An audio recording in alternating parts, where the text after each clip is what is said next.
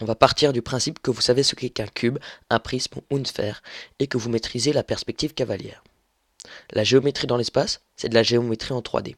Au lieu d'être dans un repère avec seulement x et y, on est dans un repère avec x, y et z. Z représente tout simplement la profondeur. Un point dans l'espace est donc défini par les coordonnées x, y, z. Un plan, c'est comme une feuille de papier infinie dans l'espace. Il en existe une infinité. Il est défini par 3 points, qu'on peut appeler A, B et C. Par exemple, une face d'un cube est un plan. Le plan A, B, C est situé au même endroit que le plan B, C, D. Ils sont donc coplanaires. Ici, A, B, C est parallèle avec EFG et est perpendiculaire et séquent avec CDE. AHG est séquent avec AEF. Il faut retenir que deux plans sont soit séquents, l'intersection étant une droite, soit parallèles, c'est-à-dire strictement parallèles ou confondus. Pour les droites, c'est différent. Elles peuvent être coplanaires. À ce moment-là, elles sont soit séquentes, soit parallèles. Mais elles peuvent aussi ne pas être dans le même plan. Elles sont alors non coplanaires. Voici quelques règles d'incidence. Règle numéro 1. Par deux points distincts, il passe une unique droite. Règle numéro 2.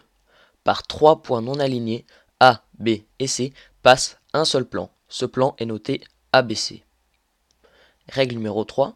Si A et B sont deux points d'un plan P, tous les points de la droite A, B appartiennent au plan P. Règle numéro 4. Si deux plans sont séquents, leur intersection est une droite. Une droite et un plan dans l'espace sont soit séquents, à ce moment-là la droite et le plan ont un point d'intersection qu'on peut appeler B, soit parallèles. La droite et le plan peuvent être strictement parallèles ou la droite peut être contenue dans le plan. Voici 10 propriétés à connaître. 1. Deux droites parallèles à une même troisième sont parallèles entre elles. 2. Si deux droites sont parallèles, alors tout plan qui coupe l'une coupe l'autre. 3. Deux plans parallèles à un même troisième sont parallèles entre eux. 4. Si deux droites séquentes d'un plan P sont respectivement parallèles à deux droites séquentes d'un plan Q, alors les plans P et Q sont parallèles. 5. Si P et P' sont deux plans parallèles, alors tout plan Q qui coupe P coupe aussi P' et les droites d'intersection parallèles. 6. Si deux plans P et P' sont parallèles, et si une droite D est parallèle à P, alors D est parallèle à P'. 7.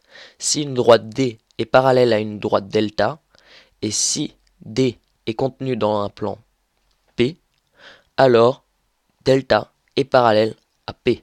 8. Si deux plans sont parallèles, alors toute droite de l'un des plans est parallèle à l'autre plan. 9.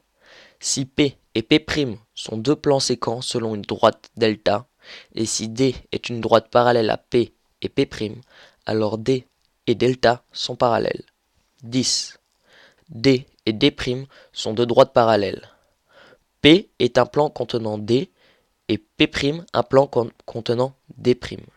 Si en outre les plans P et P' sont séquents, alors la droite delta d'intersection de ces plans est parallèle à D et à D'. Ça s'appelle le théorème